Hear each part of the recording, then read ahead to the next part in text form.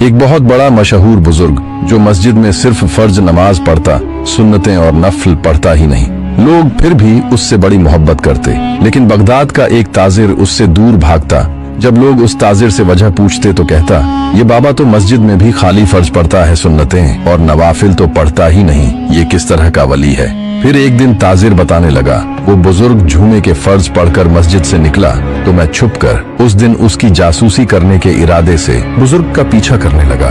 मैंने देखा कि बुजुर्ग बाजार से खाने पीने की चीजें, कबाब वगैरह खरीद रहा है। मैं ये मंजर देखकर सोचने लगा, देखो तो सही, इस अल्लाह के वली को ये अल्लाह की इबादत को छोड़कर यहाँ अपना पेट भरने आ गया। मैंने सोचा कि अब ये कहीं बैठकर गरम गरम कबाब खाएगा। मैं सोचकर हंस रहा था कि तभी मैंने देखा बुजुर्ग वहां बैठा नहीं बल्कि आगे चलने लगा। मैं भी उसके पीछे पीछे चलने लगा। चलते चलते शहर से निकलकर वो जंगल के रास्ते की तरफ मुड़ा। मैं समझा कि शायद ये लोगों से छुपकर जंगल में बैठकर मजे से कबाब वगैरह खाएगा, लेकिन वो जंगल में भी कहीं रुक ही नहीं रहा था, चलता जा रहा था। मैं भी उसके पीछे चल रहा था। आखिरकार चलते चलते जंगल भी खत्म होने लगा और एक पुरानी झोपड़ियों वाली बस्ती आ गई। बुजुर्ग उस बस्ती में दाखिल हुआ।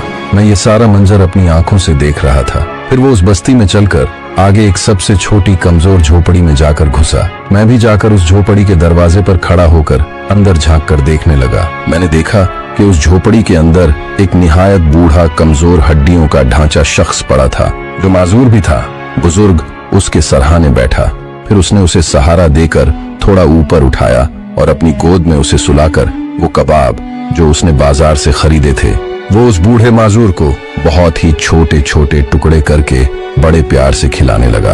फिर जब उसने खाना खत्म किया तो उसका मुंह साफ करते वक्त वो बूढ़ा ज़ईफ आसमान की तरफ देखते हुए हाथ उठाकर बुजुर्ग को दुआएं देने लगा कि अल्लाह, तू उसकी खिदमत को अपनी बारगाह में कबूल कर और उसे इज्जत वालों में शामिल कर। फिर जब उस बूढ़े माजूर की दुआ खत्म हुई तो बुजुर्ग कहने लगा, बाबा मुझे माफ करना, आज जुमे का दिन था, मैंने सुन्नतें नवाफिल नहीं पढ़े, फिर भी मुझे आज आने में देर हो गई। तो उस पर वो बूढ़ा कहने लगा, मियाँ 14 साल से मेरी खिदमत करते आ रहे हो, इतना तो आजकल सगी औलाद भी नहीं करती, फिर तुम आखिर कब तक मेरा बोझ उठाते रहोगे। बुजुर्ग मुस्कुराया और बोला, आपकी खिदमत करना मुझे बोझ नहीं बल्कि मेरी खुश नसीबी लगती है, क्योंकि इसी खिदमत ने आज मुझे अल्लाह की बारगाह में आला मकाम दिलाया है। लोग समझते हैं कि मेरी इबादत और मेरी नमाजों ने मुझे उस मकाम पर पहुंचाया है, लेकिन मेरे अल्लाह को मेरी इबादत से ज्यादा आपकी खिदमत करना पसंद है, इसलिए मैं सुन्नतें नवाफिल बाद में पढ़ता हूँ, पहले आपकी खिदमत करने आ जाता हूँ। ताजिर कहने लगा, उस दिन मैं रो पड़ा। बुजुर्ग के बारे में क्या क्या सोचता था और वो क्या निकला। सुभान अल्लाह।